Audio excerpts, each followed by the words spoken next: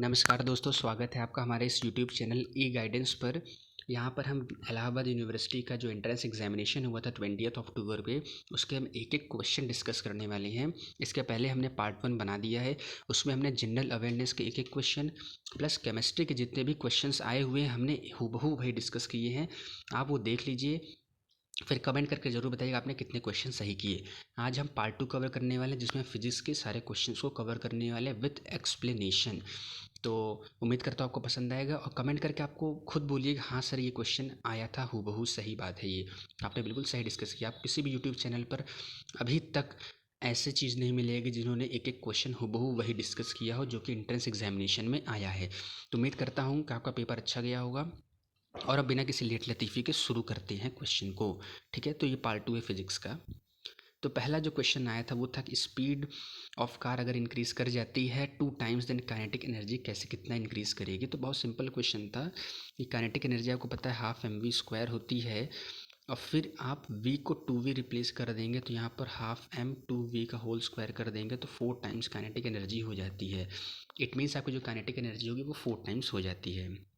दूसरा क्वेश्चन था, बहुत सिंपल क्वेश्चन था। यहाँ पर एक चीज़ बस वो था कि उन्होंने मेंशन कर दिया था यूनिफॉर्म इलेक्ट्रिक फील्ड। तो कई बच्चे जो कंफ्यूज हो गए होंगे, उन्होंने सोचा होगा कि भाई शायद ज़ीरो ना हो क्योंकि यहाँ पर यूनिफॉर्म इलेक्ट्रिक फील्ड दी गई है, बट ऐसा कुछ भी नहीं है। आपका जो करेक्ट आंसर है वो आपका पी इंटू ई आपका करेक्ट आंसर है। ठीक है, नेक्स्ट क्वेश्चन डिस्कस करते ही, थोड़ा सा अच्छा क्वेश्चन था, इसको फॉर्मूला बेस्ड था कह सकते हैं।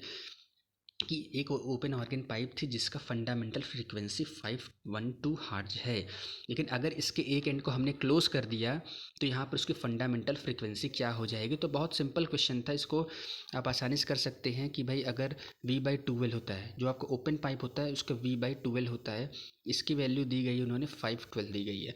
वही अगर आपकी जो क्लोज्ड ऑर्गन पाइप होती है उसकी जो हो जाती है वो हो जाती है v/4l। v/4l यानी 1/2 v/12 हो जाती है, यानी 2 से आप डिवाइड कर देंगे आपका 256 आंसर आ जाएगा। ठीक है, ठीक है। ये क्वेश्चन थोड़ा सा सॉल्वेबल था, थोड़ा सा वो था, कुछ बच्चे कन्फ्यूजन रहेंगे कि भाई 2+q चार्जेस को प्लेस किया गया है, तो उसमें बताया गया कि सेंटर पे अगर -q कोई चार्ज कौन सा प्लेस करेंगे उसकी वैल्यू क्या होगी कि जो तीनों चार्जेस रहेंगे वो इक्विलिब्रियम में हो जाएंगे। ठीक है, क्या होंगे वो इक्विलिब्रियम में हो जाएंगे। तो इसका जो आंसर है वो है -q/4। ऑप्शन में +q/4 भी दिया था, इवन -q/2 दिया था और +q/2 दिया था। तो आपका करेक्ट जो आंसर है वो है -q/4 का।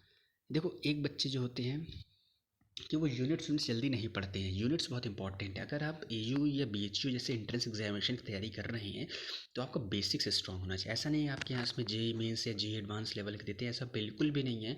एकदम का बेसिक कॉन्सेप्चुअल लेवल पे देते हैं, बिल्कुल फार्मूला बेस्ड देते हैं। तो आपको इस पर ज़रूर ध्यान देना चाहिए। आपके अगर बेसिक स्ट्रॉन्ग है, अगर आप बोर्ड लेवल प्रिपरेशन किए हैं, एनसीईआरटी पर 100% आपका निकलना है, अच्छे मार्क्स पे निकलना है, ये मैं गारंटी के साथ कह सकता हूँ। तो यहाँ पर यूनिट्स देखिए क्वेश्चन दिए गए, कई बच्चे यूनिट्स नहीं पढ़ते हैं। सेंटीमीटर में पूछा तो इसका आंसर होगा -10⁻⁷ सेंटीमीटर, इसका करेक्ट आंसर था। आइडियल अमीटर क्या रेजिस्टेंस होता है। तो देखो एक आइडियल एमीटर का रेजिस्टेंस 0 होता है। वहीं अगर आपका यहाँ पर वोल्ट मीटर दिया होता है तो वोल्ट मीटर का जो आइडियल रेजिस्टेंस होता है वो इनफाइनाइट होता है। तो ये आपको आना चाहिए था भाई, बेसिक क्वेश्चन था। मूविंग कॉइल गैल्वेनोमीटर से क्वेश्चन था आपका। एन टाइप सेमीकंडक्टर में जो आपकी डोपिंग होती है वो किस एलिमेंट से की जाती है। ये भी एक अच्छा क्वेश्चन था। ये आपको पता होना चाहिए, जो आपका पी टाइप होता है उसमें हम ट्राइवेलेंट डोपिंग यूज़ करते हैं, और ट्राइवेलेंट डोपिंग यानी ट्राई यानी तीन यानी थर्ड ग्रुप इस्तेमाल करते हैं। एन टाइप में क्या यूज़ करते हैं, पेंटावेलेंट डोपिंग यूज़ करते हैं हम, इसलिए हम फिफ्थ ग्रुप के एलिमेंट के डोपिंग एलिमेंट यूज़ करते हैं। अच्छा क्वेश्चन था। एक नेक्स्ट क्वेश्चन है जिसको आप एक ट्रिक के द्वारा कर सकते हैं। कई बच्चे इस क्वेश्चन को है जो दिया है इसमें HC/λ HC/E पता नहीं क्या क्या लगाने लगेंगे, जो कि कैलकुलेटिव बना देते हैं पूरी, उसमें प्लैंक कांस्टेंट की वैल्यू पुट कर। ऐसा बिल्कुल नहीं। इस क्वेश्चन का जो शॉर्ट ट्रिक है वो पता नहीं चाहिए। अगर ये न्यूटन मीटर में पूछा है तो इसका ट्रिक होता है 1240 को गिवन जो भी दिया, जैसे यहाँ 6 इलेक्ट्रॉन वोल्ट दिया गया उससे कर दो। अगर एंगस्ट्रॉम में पूछता तो यहाँ पर 12400 लग जाता है। ठीक है, डिवाइड करने पर डायरेक्ट आंसर आ जाता है। इसमें कोई आपको प्लैंक कांस्टेंट की वैल्यू पुट करने की ज़रूरत नहीं है। उसके बाद बोला कि भाई लीनियर मोमेंट अगर 50% इंक्रीज़ हुआ है तो आपका काइनेटिक एनर्जी कितने % से चेंज होगा। अच्छा क्वेश्चन था ये भी। तो इसमें करना क्या था कि आपको पता है कि भाई काइनेटिक एनर्जी जो होती है p²/2m है। ठीक है, ये इनिशियल की बात मैंने की है। उसके बाद ये जो p है वो p+p/2, क्योंकि 50% बढ़ गई तो ये 3p/2 हो गई। इस 3p/2 को आप p की जगह रख देंगे तो यानी 3p/2 का होल स्क्वायर कर देंगे अपॉन 2m कर देंगे। उसके बाद जो न्यू रहेगी उसको आप क्या कर देंगे k-k अपॉन इनिशियल इंटू 100 कर देंगे तो आपका आंसर 125% आ जाएगा। उम्मीद करता हूँ आपको ये समझ में आ रहा हो। ये क्वेश्चन थोड़ा सा वो था क्योंकि ऑप्शन इस तरह दिए गए थे कि बच्चे अगर जो आता फिर वो भी एक बार कंफ्यूज हो सकते थे। दे दिया था कि बर्नौलीज थ्योरम जो होता है आपका किस लॉ ऑफ कंजर्वेशन के फॉलो करता है। तो यहाँ पर आप देख सकते हैं मास, मोमेंटम, एनर्जी सब दिए गए थे, लेकिन जो करेक्ट जो होगा वो होगा आपका एनर्जी पे बेस्ड होता है। नेक्स्ट क्वेश्चन देखते हैं। कलर इन थिन फिल्म होगा, सॉरी यहाँ पर दिस लिखा गया है। थिन फिल्म में जो कलर होता है वो क्या होता है? तो थिन फिल्म के जो कलर होता है वो होता है बेटा आपका इंटरफेरेंस ऑफ लाइट। किस पे होता है? वो आपका इंटरफेरेंस ऑफ लाइट पर होता है। करेक्ट आंसर है। कई बच्चे डिस्पर्शन लगा दिए होंगे जो कि इनकरेक्ट है बेटा इसमें आपके। हाँ ये है कि इसमें नेगेटिव मार्किंग नहीं थे तो आपका कोई भी लॉस नहीं हुआ, गेन नहीं हुआ तो आपका लॉस भी नहीं हुआ है। ठीक है। और एक जो क्वेश्चन पूछा था कि अगर दो एयर बबल कोलैप्स करते हैं यानी मिलते हैं तो क्या होता है, उसमें दिया था कई सारे ऑप्शन की सरफेस एनर्जी इंक्रीज करती है, डिक्रीज करती है, अनचेंज्ड रहती है, एनर्जी एब्जॉर्ब होती है। तो जो करेक्ट आंसर जो था आपका कि भाई सरफेस एनर्जी अगर ऑप्शन में दिया था आपका तो डिक्रीज होती, अगर टेम्परेचर से रिलेटेड कुछ दिया होगा तो टेम्परेचर जो आपका इंक्रीज करता है। ठीक है। बढ़ते हैं नेक्स्ट 13 क्वेश्चन में। 40 क्वेश्चन आते हैं पीसीएम से। Excess pressure in air bubble, air pressure पे एक्सेस बबल, बहुत सिंपल क्वेश्चन था। इसमें बस एक चीज़ दिक्कत थी कि एक आप 40/r भी पढ़े होंगे, लेकिन 40/r होता है सोप बबल के लिए। क्यों होता है? क्योंकि उसमें 2 लेयर्स होती हैं। तो ये भी ऑप्शन मुझे कई बच्चे इसको भी लगा सकते होंगे, बट जो अच्छे से पढ़ा है वो आराम से लगा दिया होगा कितना 2t/r। थोड़ी सी खराश है, माफ़ कीजिएगा। डायमेंशनल ऑफ ग्रेविटेशनल कांस्टेंट, तो मतलब इसको आप याद करने की ज़रूरत ही नहीं था। आपको क्या करना था, आपको पता है जो भी फोर्स होती है वो क्या होती है G m1m2r²। तो यहाँ पर क्या करना था फिर आपको G, एक second, G = F r²/m F की जानते हैं आप mlt-2, फिर इसमें पुट कर देंगे l⁻², इसमें m² कर देंगे तो आपका डायरेक्ट आंसर आ जाएगा। यानी आपको इस ये फॉर्मूला अगर जिसको याद रहा होगा सब्स्टिट्यूट करके एट लास्ट उसने वैल्यू फाइंड कर ली होगी। क्वेश्चन 15 बहुत आसान क्वेश्चन था कि भाई कौन सा इसमें वेक्टर नहीं होता है, which is of the following is not a vector. तो वॉल्यूम, वेलोसिटी, फोर्स, टॉर्क, आपको पता है भाई वॉल्यूम ही होगा इसका आंसर, तो इसका आंसर क्या होगा? वॉल्यूम। आसान क्वेश्चन था ये अच्छा क्वेश्चन था कि भाई अगर एस्ट्रोनॉमिकल टेलीस्कोप की हम लेंथ को इंक्रीज़ कर देते, जो इसकी लेंथ होती है वो होती है f0 + fe। तो अगर इसकी लेंथ को हम इंक्रीज़ करते हैं, डायरेक्ट लिखा रहता है ये बुक्स में, अगर आप थोड़ी SLR या कोई अच्छी बुक देखते हैं तो डायरेक्ट यह है कि भाई अगर लेंथ आप इंक्रीज़ करते हैं तो आपका क्या होता है, पावर डिक्रीज़ करती है। ठीक है, आगे बढ़ते हैं। विस्कस फोर्स इज प्रोपोर्शनल, तो फॉर्मूला बेस मैंने बोला था AU BHU they always attack on your formula concept application उसकी। तो आपको पता होना चाहिए कि भाई जो विस्कस फोर्स होती है वो होती है 6π/N/r⁴। तो F किसके प्रोपोर्शनल है? R के, तो आपका R जो है करेक्ट आंसर। बाकी ऑप्शन r-1 r² ऐसे कई तमाम दिए गए थे जो कि गलत थे। फिर ये दिया था टाइम पीरियड क्या होता है, बहुत आसान क्वेश्चन, मतलब इसको कौन नहीं कर लिया होगा। तो यहाँ पर ω/t = 200 पाई दिया गया है, आप यहाँ पर 2π/ft = 200 πt की होता है, टी से टी कैंसिल हो गया, आप f की वैल्यू निकाले होंगे, फिर आपका जो टाइम पीरियड होता है वो क्या होता है 1/f होता है, इससे आप वैल्यू निकाल लिए होंगे आसानी से बेटा। ये थोड़ा थियोरेटिकल यानी जो मेमोराइज किए कॉन्सेप्ट को वही कर सकते हैं। भाई surface tension of water maximum कब होता है, तो ये मैक्सिमम होता है 20 डिग्री सेल्सियस पर। अगर आपने 20 लगाया तो कॉन्ग्रेचुलेशंस, आपको +2 होंगे, और जिन्होंने नहीं भी लगाया गलत भी हो गया उनको दिक्कत कोई बात नहीं है क्योंकि इसमें कोई नेगेटिव मार्किंग नहीं है, खास बात ये है। 20th क्वेश्चन, हाँ आपकी जानकारी के लिए बता दें कि आपको लिंक में PDF जरूर मिल जाएगा। जितने मैं क्वेश्चन डिस्कस कर एक एक क्वेश्चन का PDF मिल जाएगा, उसको आप आसानी से सेल्फ इवेल्यूएट कर सकते हैं अगर आप 12th में हो और अब अगले इस साल फिर से देने जा रहे हो अगले साल AU का एग्ज़ाम। ठीक है। फिर एक क्वेश्चन पूछता था प्रोटॉन क्या होता है। प्रोटॉन होता है आयोनाइज हाइड्रोजन आइटम, क्योंकि H+ होता है तो इसमें जो आपके प्रोटॉन होते हैं 1 होती हैं, इलेक्ट्रॉन कम हुआ है, बाकी प्रोटॉन तो सेम, बाकी अल्फा पार्टिकल आप जानती हो ही नहीं सकता, इसका मास 4 और एटॉमिक नंबर 2 हो ही नहीं सकता। फंडामेंटल पार्टिकल बिल्कुल इनएप्रोप्रिएट लग रहा है। न्यूक्लियस बिल्कुल नहीं, न्यूक्लियस तो आपका प्रोटॉन प्लस न्यूट्रॉन दोनों आ जाते हैं, यहाँ पर सिंगल प्रोटॉन दिया गया था। तो आपका करेक्ट आंसर था, क्या था, आयोनाइज्ड हाइड्रोजन एटम। फिर रिएक्टेंस ऑफ कैपेसिटिव सर्किट 10 है और फ्रीक्वेंसी ऑफ एसी अगर इंक्रीज कर दिया जाता है तो न्यू रेजिस्टेंस क्या होगा। आपको पता होना चाहिए कि 1/xc क्या होती है, 2π/fc होता है, ठीक है। इसकी वैल्यू कुछ ऐसे दी गई थी, 10 शायद दी गई थी। अगर f को 2f किया गया है तो ये क्या हो जाएगा, ये हो जाएगा आपका हाफ, यानी आंसर आपका 5 हो जाता। जस्ट आपको हाफ कर दे, इन्वर्सली प्रोपोर्शनल था। बहुत आसान क्वेश्चन था ये कि device which converts AC directly into DC current, DC current में जो डायरेक्टली कन्वर्ट करता है उसका आंसर क्या होगा। तो इसका आंसर आपको पता होना चाहिए रेक्टिफायर। रेक्टिफायर जो होता है आपका, आप पढ़े होंगे half wave rectifier, full wave rectifier, तो इसका रेक्टिफायर आंसर होता है।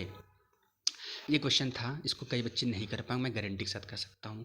भाई टू कॉन्वेक्स लेंस, सॉरी थोड़ा स्पेलिंग एरर है, two convex lens focal length 10 and 15 separated by distance ये, तो उनका फोकल लेंथ क्या होगा, जिसका डायरेक्ट फार्मूला होता है 1/f equal to 1/f1 plus 1/f2 plus D 1/f1 1/f2। D जो है सेपरेटेड डिस्टेंस, उनका वैल्यू पुट करेंगे, डायरेक्ट आंसर आपका आने वाला है। वेंचुरोमीटर का एक आसान क्वेश्चन बीच में दे दिया था कि वर्क वेंचुरोमीटर क्या होता है। तो क्या करता है, ये मेजर करता है rate of flow of liquid को। तो वेंचुरोमीटर आप पढ़े होंगे, फ्लूइड मैकेनिक्स में आता है। एक क्वेश्चन इससे रिलेटेड था, ये एग्जैक्ट क्वेश्चन मुझे नहीं पता है, बच्चे बता रहे थे कि भाई एक यूनिट से क्वेश्चन आया था, आपको पता होना चाहिए इलेक्ट्रिकल पावर्स का कॉन्सेप्ट जिसको आया रहेगा वो उस क्वेश्चन को आसानी से कर लिया। इलेक्ट्रिकल एनर्जी क्या होती है, power into time, power into time से आप कर सकते थे इस क्वेश्चन को। एक जो क्वेश्चन यहाँ पर दिया था कि एंगल ऑफ मिनिमम डेविएशन दिया गया था प्रिज्म का, और एंगल ऑफ प्रिज्म दिया गया, फिर रिफ्रैक्टिव इंडेक्स फाइंड किया, तो इसका आंसर कैसे आएगा, इसका कॉन्सेप्ट क्या है, या कोई पता होना चाहिए। जो मी होता है वो होता है साइन आई बटे साइन आर, और इसको लिख सकते हैं sine alpha plus sigma m, यानी angle of prism by 2 upon a/2, sine a/2। Direct आप ए की वैल्यू पुट कीजिए, एंगल ऑफ डेविएशन की वैल्यू पुट कीजिए, डायरेक्ट आंसर आपका √2 आएगा। आप करके सॉल्व करके देख सकते हैं, इसलिए मैं पीडीएफ भी लगा दिया हूँ। उसके बाद एक बहुत आसान चिंदी सा क्वेश्चन पूछा था कि भाई स्पीड ऑफ साउंड क्या होती है। बच्चे बता रहे ऑप्शन में 200 150 ऐसे कुछ दिया, मतलब 300 के आसपास यही था, तो आपका करेक्ट आंसर क्या होगा, यही था 332 किलोमीटर। फिर एक हाफ लाइफ से क्वेश्चन था कि हाफ लाइफ सर्टेन एलिमेंट की 100 है, तो उसको रिड्यूस होने 1/16 वैल्यू होने में कितना समय लगेगा। तो इसका एक जो फॉर्मूला जो होता है वो होता है कि भाई आर जो होता है R0/2 की पावर n होती है। n क्या होती है, नंबर ऑफ हाफ लाइफ होता है, इसमें 1/16 हो जा रहा है, यानी R0/16 इक्वल टू R0/2 की पावर n। ये सब कैंसिल हो जाएगा, 1/2 की पावर n इक्वल टू 1/2 की पावर 4। इट मीन्स जो आपकी जो नंबर ऑफ हाफ लाइफ आएगी वो n/4 हो जाएगा। एक हाफ लाइफ 100 के इक्वल है, तो जो टोटल टाइम हो जाएगा वो होगा 4 × 100 इक्वल टू 400 ईयर, आंसर है इसका, ठीक है। थोड़ा सा वो था, मानते। फिर हाँ कुछ क्वेश्चंस थे जो कि एक स्ट्रक्चर बेसिस पे थे, उसको मैं बना के आपको दिखा देता हूँ। एक क्वेश्चन था उसमें पूछा था, ऐसे दिया हुआ था, यहाँ पे एक बैटरी लगी थी 2 वोल्ट की थी, फिर यहाँ पे एक रेजिस्टेंस ऐसे लगा था, यहाँ पे एक रेजिस्टेंस ऐसे लगा था, फिर यहाँ पे एक रेजिस्टेंस ऐसे लगा था, सबकी वैल्यू 30-30 दी गई थी, और यहाँ पर करंट आई दौड़ रहा था। फिर पूछा था कि भाई आई की वैल्यू क्या होगी, तो पता है आपको ये दोनों क्या सीरीज़ में है, इस दोनों का जो कॉम्बिनेशन हो उसके साथ पैरेलल में आ जाएगा।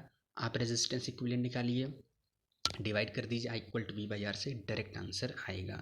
फिर एक क्वेश्चन जो और पूछा था उन्होंने, वो था एक अच्छा क्वेश्चन था, मतलब उन्होंने यूरेनियम दे दिया था 92 पे लिखा हुआ था, 238 लिखा था, ये होता है 234, यहाँ कोई एलिमेंट दिया था शायद C ही दिया था 90 + x, उन्होंने पूछा था भाई x क्या होगा।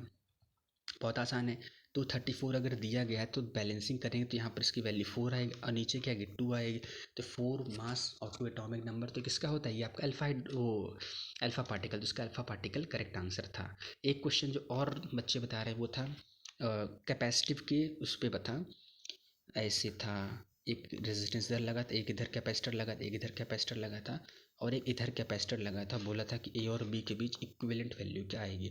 उस वैल्यू तो आपको पता है ये सीरीज़ में हो गया, सीरीज़ का जो फॉर्मूला होता है वो होता है 1/c equivalent equal 1/c1 plus 1/c2। इससे करके इसका करके ये इसके साथ पैरेलल में हो जाएगा। पैरेलल में होता है 1+c1+c2, निकाल के आपका डायरेक्ट आंसर आ जाता है। तो उम्मीद है हमने कितने क्वेश्चन हमने लगभग 32 से 33 क्वेश्चन डिस्कस कर डाले। कुछ क्वेश्चंस थे जो कि बच्चे को इतने मेमोराइज नहीं रहे। भाई 150 क्वेश्चन है तो कुछ तो क्वेश्चन ऐसे रहेंगे भाई। तो भाई तो आपको बिल्कुल चिंता करने की ज़रूरत नहीं है। इसका पूरा क्वेश्चन का लिंक आपको डिस्क्रिप्शन में मिल जाएगा, ज़रूर चेक कीजिए। कमेंट करके आप बोलिएगा कि हाँ सर यही क्वेश्चन आया था। तो मुझे विश्वास हो कि मैंने जिन बच्चों से बात की उन्होंने बिल्कुल सही बताया कि हाँ यही क्वेश्चन आए थे। आप कमेंट करके ज़रूर बताइएगा। हमने 32 क्वेश्चन डिस्कस किए हैं कि आपके कितने सही हुए, आपके 26 सही हुए या आपके 23 सही हुए, 32 ऐसे कितने सही। तो आप ये ज़रूर बताइएगा, मुझे भी अच्छा लगेगा जान के कि हाँ भाई क्वेश्चंस मैंने सही डिस्कस किए हैं। किसी भी यूट्यूब चैनल पे आपको ये नहीं मिलेगा। इसके बाद जस्ट आपके शाम तक मैं पार्ट 3 अपलोड कर दूंगा। मैथमेटिक्स के पूरे क्वेश्चन डिस्कस हो जाएंगे उसमें। मतलब उसके बाद आप खुद बताएंगे कि हाँ मेरा टोटल जो है 300 में कितने मार्क्स सर बन सकते हैं, क्योंकि मैंने पहले ही जनरल अवेयरनेस केमिस्ट्री के क्वेश्चंस डिस्कस कर डाले हैं। उम्मीद करता हूँ आपका पेपर अच्छा गया होगा। बेस्ट ऑफ लक बच्चों। कमेंट करके ज़रूर बताइएगा कि हाँ मेरा पेपर कैसा गया, कितने क्वेश्चंस मेरे सही हो रहे हैं। मुझे भी जानकर खुशी मिलेगी। ठीक है, तो अब वीडियो देखने के लिए बहुत बहुत आप लोग का धन्यवाद। आगे वीडियो आते रहेंगे, यहाँ तक कि आपके कट ऑफ पर भी वीडियो आने वाला है। बिल्कुल मैं उसमें बताऊंगा कि हाँ भाई कितने बच्चे अपीयर हुए। मेरे पास पूरे उसके डॉक्यूमेंट्स हैं जो पेपर में निकलते हैं। हाँ इतने बच्चे अपीयर हुए, इतनी सीट्स है, पिछली कट ऑफ क्या थी, एकदम एग्जैक्ट कट ऑफ PDF के साथ मैं दिखाऊंगा आपको। तो हमारे चैनल के साथ आप बने रहिएगा, कमेंट कीजिएगा, ज़रूर वीडियो आएगा। तो आपका बहुत बहुत धन्यवाद। आपका दिन अच्छा हो।